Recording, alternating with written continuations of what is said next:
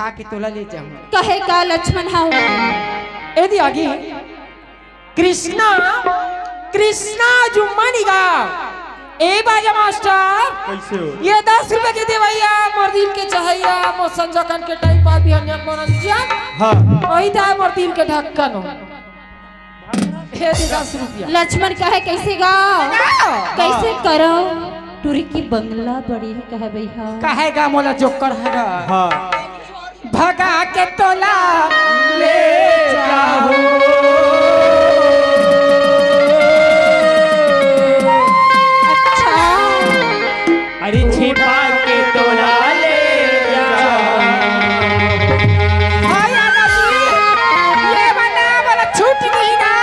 तभी तुरंत चले जा हम होगा एक चोरी बिलासपुर है काईगा ओखरे से ती कई थाओ काय के खत आओ काऊ बस ते माहोवते हे चारी आओ काऊ बस ते माहोवते हे चारी भगा के तोला ले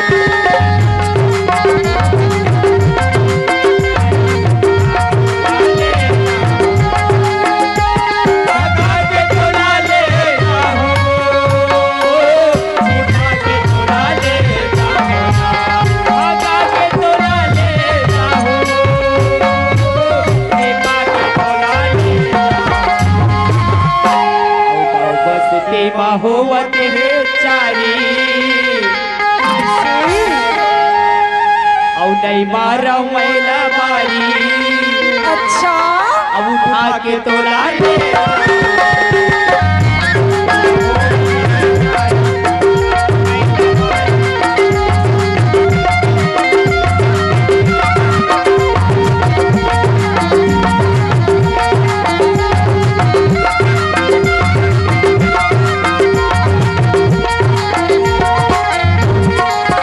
यदि आगे फरमाइश गा हाँ कृष्णा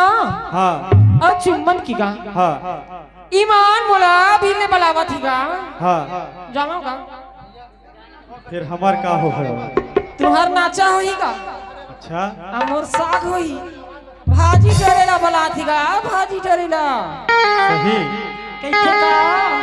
अभी भाजी के दिन नहीं आए हो। नहीं आए एडवांस में बुकिंग कर ले हो आवे के नहीं तेला बता कथी अच्छा बताओ जी हाँ हाजी टोरे लाया बे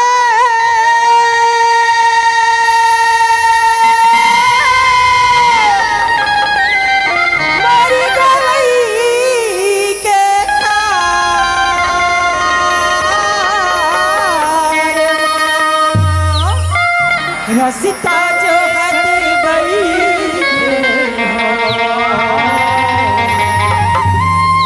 इत बहरा के मेरे पास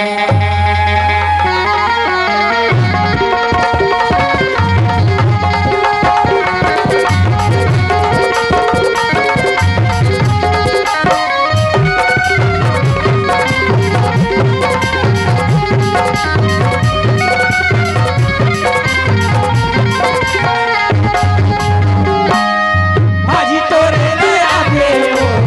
भाजी तोरे लाया बे हो मोरे गाँव के होने हारी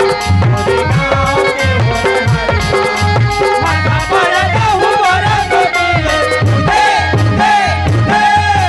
माथा पर कहूँ मोरा को मिले सबके नहीं गे तिउरा भारी माया देखे लाया हूँ तोर सिमने बढ़ाऊ तेरी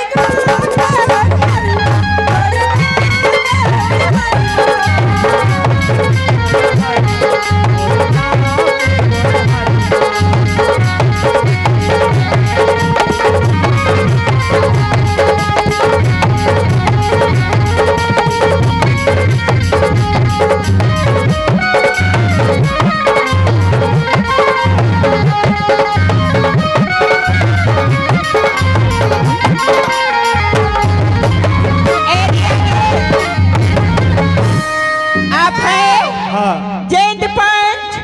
हाँ जेंद पंच के से हमें ₹50 का तोहफा बार बार शुक्रगुजार करती। चेपटी से मी तोर गोलवा